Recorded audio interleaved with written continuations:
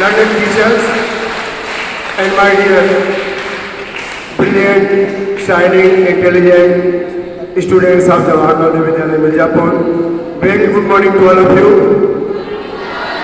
Children, according to National Curriculum Framework NCF 2020, the new planning has been launched by the Government of India, Ministry of Education, that Bagless Day. In Bagless Day, students will be in the Vidyalaya, but they will do some activities, creative activities related to their health, related to health of environment, related to health of community. Different type of works are being performed by you in the direction of madam and learned teachers. Today, in the same sequence, the organization of our program is Go Green. Why right now the things has come to go green?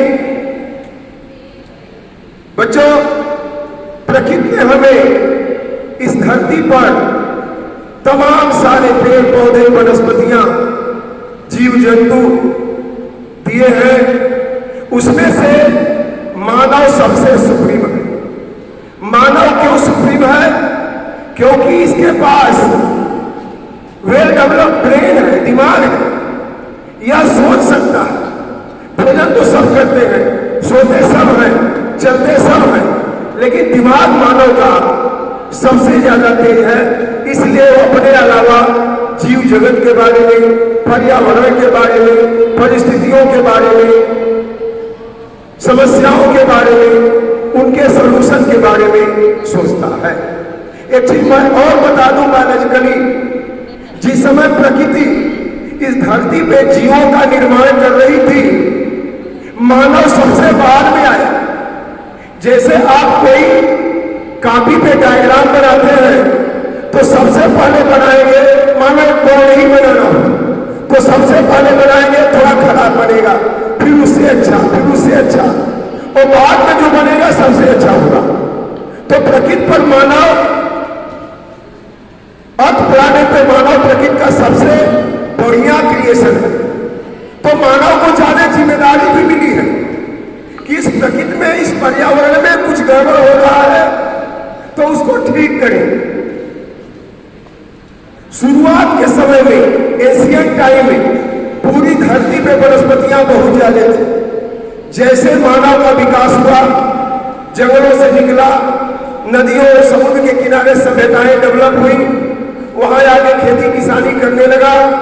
इसके बाद से technology आई और technology का इतना involvement हुआ कि मानव को समझ में आया कि चारों तरफ फैक्ट्रियां ही होनी चाहिए, चारों तरफ बिल्डिंग ही होनी चाहिए। कहीं पेड़ पौधे तो उसको काट के हटा दिया। उस समय यह नहीं समझ में आया कि इन पेड़ पौधों की जरूरत क्या है, लेकिन इन पेड़ पौधों की जरूरत है।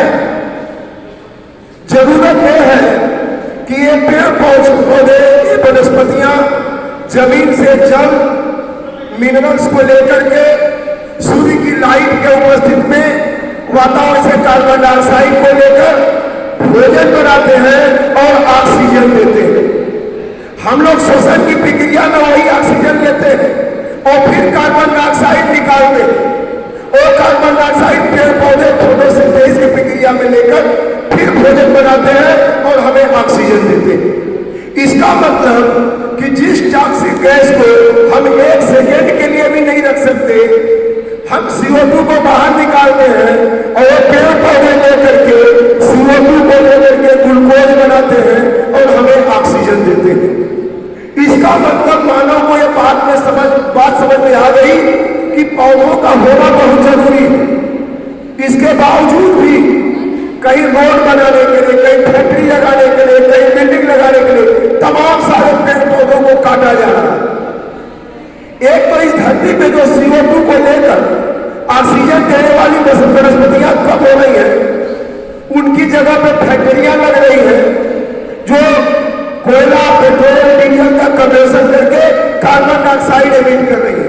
CO2 निकाल रही है। इसका मतलब यह है कि CO2 टॉक्सिक है हमारे लिए, लेकिन पौधों के लिए वो उपयोगी है, वो भोजन बनाते हैं उससे। अगर पौधे रहेंगे तब तो CO2 की मात्रा यूज होगी, नहीं तो जो हम श्वास में छोड़ेंगे वो CO2, फैक्ट्रियां जो निकालेंगी वो CO2, मोटर गाड़ी निकालेंगे वो CO2, उसकी मात्रा वातावरण में क्या होगी? बढ़ने लगेगी, इंक्रीज करेगी। और जब CO2 की मात्रा बढ़ेगी, इस वायुमंडल में CO2 की मात्रा बढ़ेगी, अभी 0.03% है, लेकिन पेड़ पौधे नहीं रहेंगे तो CO2 की मात्रा दिनों दिन क्या होगी? बढ़ेगी। और अभी भी बढ़ रही है, क्योंकि कोयला, पेट्रोल, डीजल का ज्यादा से ज्यादा कंज्यूमशन हो रहा है। तो इससे प्रॉब्लम क्या आ रही है कि जो हमारी सूर्य की लाइट आ रही है जमीन पे और रिफ्लेक्ट होकर फिर स्पेस में जानी चाहिए, लेकिन कार्बन डाइऑक्साइड की मात्रा जब बढ़ेगी, मीथेन की मात्रा बढ़ेगी, नाइट्रोजन ऑक्साइड की मात्रा बढ़ेगी, क्लोरोफ्लोरोकार्बन की मात्रा बढ़ेगी, तो क्या होगा? Green house effect, global warming. ये global warming green house effect से क्या लेना देना है, क्या रिलेशन है? ये जो हमारे कार्बन डाइऑक्साइड है, मीथेन है, वो एयर में जो बनी हुई है, इसकी मात्रा जैसे बढ़ेगी, जो लाइट जमीन पे आके रिफ्लेक्ट होके जा रही है, उसको हमारे इस एटमॉस्फेयर में एब्जॉर्ब कर लेगी। जैसे कभी कभी आप कार में बैठे हो और आपकी कार कहीं धूप में रुक गई, आपको कैसा महसूस होता है? गर्मी लगने लगती है, क्योंकि कार का शीशा बंद है। अब आप उसमें बैठे हैं और लाइट आ रही है कार के अंदर, लेकिन बाहर नहीं निकल रही क्योंकि शीशा बंद है। जब अंदर आएगी कार के और वहां पे एनर्जी जा रही है, लाइट एनर्जी, और कार का शीशा बंद है, बाहर नहीं निकलेगी, तो कार के अंदर का टेम्परेचर क्या होगा? बढ़ जाएगा। ठीक वैसे ही हमारे वायुमंडल में CO2 की मात्रा, मीथेन की मात्रा जैसे बढ़ेगी, जो लाइट एनर्जी आ रही है, रिफ्लेक्ट होकर ऊपर जाना है, और मैक्सिमम लाइट एनर्जी इसी एयर में एब्जॉर्ब हो जाएगी और टेम्परेचर बढ़ने लगेगा। इसको कहते हैं ग्लोबल वार्मिंग। क्या कहेंगे? Global warming. अब की बार मई जून में देखा था आपने 48 डिग्री सेल्सियस टेम्परेचर हो गया। क्यों? क्योंकि पौधे कम हो रहे हैं, गाड़ी मोटर ज्यादा है, फैक्ट्रियां ज्यादा है, फॉसिल फ्यूल बर्न हो रहा है, CO2 निकल रहा है, उसकी मात्रा बढ़ रही है। तो सबसे पहला काम हमारा क्या है कि CO2 के एमिशन को रोकना, कम करना, CO2 कम निकले, फॉसिल फ्यूल का कंजम्पशन कम हो, और जो CO2 निकला उसको यूज करने वाले ज्यादा हो। तो CO2 का यूज करने वाले कौन है? करने वाले पौधे हैं, ये वनस्पतियां हैं, एक जीवित मशीनें हैं। ये जीवित मशीनें प्रकृति ने दी है इस धरती पर, ताकि जो CO2 बने उस CO2 को लेकर के ऑक्सीजन दे, ताकि हम सब लोग जीवित रहें। और वनस्पतियां कम हो रही है, इसीलिए मैंने अपने आज प्रोग्राम ऑर्गेनाइज किया है गो ग्रीन। हम जहां रहते हैं उसके आसपास हरे भरे पेड़ पौधे ज्यादा से ज्यादा लगाए जाए। जब हरे भरे पेड़ पौधे ज्यादा होंगे तो कार्बन डाइऑक्साइड को लेंगे, लाइट एनर्जी को लेंगे, भोजन बनाएंगे और ऑक्सीजन देंगे। तो हमें भोजन और ऑक्सीजन दोनों किससे मिलता है? वनस्पतियों से मिलता है। तो ये ज्यादा पौधे होंगे तो green house effect, global warming नहीं होगा। एक चीज और मैं आपको बता दूं, अगर ऐसे ही टेम्परेचर बढ़ता रहा दिनों दिन, अगर हम पेड़ पौधे खूब नहीं लगाए, कोल पेट्रोल डीजल का कंजम्पशन कम नहीं किए, तो फिर क्या होगा? बहुत ज्यादा टेम्परेचर बढ़ेगा।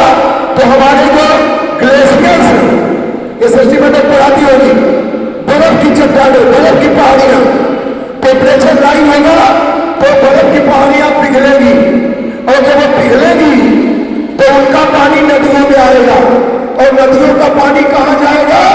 समुद्र में जाएगा। तो समुद्र के पानी का लेवल क्या होगा? ऊपर हो जाएगा। और जैसे ही पानी का लेवल ऊपर होगा, समुद्र के किनारे बसे हुए शहर या तो पानी में डूबेंगे या फिर तैरेंगे, और जब वो तैरेंगे तो हम लोग भी नहीं बचेंगे, कहीं न कहीं नदियों में भी पानी फैलेगा। इसको कहते हैं इल नीनो इफेक्ट।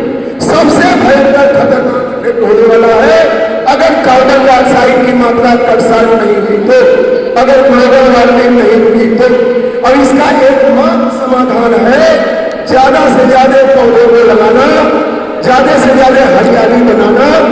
इसके अलावा कम से कम फॉसिल फ्यूल, कोल, डीजल, पेट्रोल का उपयोग कम करना, सोलर एनर्जी का उपयोग करना, विंड एनर्जी का उपयोग करना, थर्मल एनर्जी, जियो थर्मल एनर्जी का उपयोग करना, तब जाके फॉसिल फ्यूल का उपयोग कम होगा। एक चीज मैं और बता दूं, अमेजन का नाम सुना होगा, Amazonian rain forest. Amazonian rain forest को प्रकृति का फेफड़ा बताया जाता है, लंग्स ऑफ नेचर, क्योंकि इस धरती पर अमेजोनियन रेन फॉरेस्ट में सबसे ज्यादा पेड़ पौधे हैं और सबसे ज्यादा ऑक्सीजन देता है। लेकिन वहां भी कभी वो 14% था, अभी वहां पे लोग उसकी कटाई करके उसको कम कर दिए और लगभग 6% हो गया। यह बहुत ही दुखद है। इनकी संख्या बढ़नी चाहिए पेड़ पौधे की। हमारे देश में हम लोग पूरे धरती का 2.4% ऑक्युपाई किए हैं, लेकिन पूरे विश्व की वसुंधरा में जितनी बायोडाइवर्सिटी है उसमें हमारे पास 1.1% है। लेकिन और पेड़ पौधे लगाने की जरूरत है। ये पेड़ पौधे प्रकृति ने हमें उपहार में दिया ताकि हमारी CO2 को लेकर ऑक्सीजन दे। एक बात और मैं बोलूंगा, इन पेड़ पौधे के नहीं रहने से वायु प्रदूषण होगा, एयर पॉल्यूशन, क्योंकि वायु में टॉक्सिक गैसेस की मात्रा बढ़ रही है। जो फॉसिल फ्यूल जला रहे हैं उसे कार्बन डाइऑक्साइड, सल्फर डाइऑक्साइड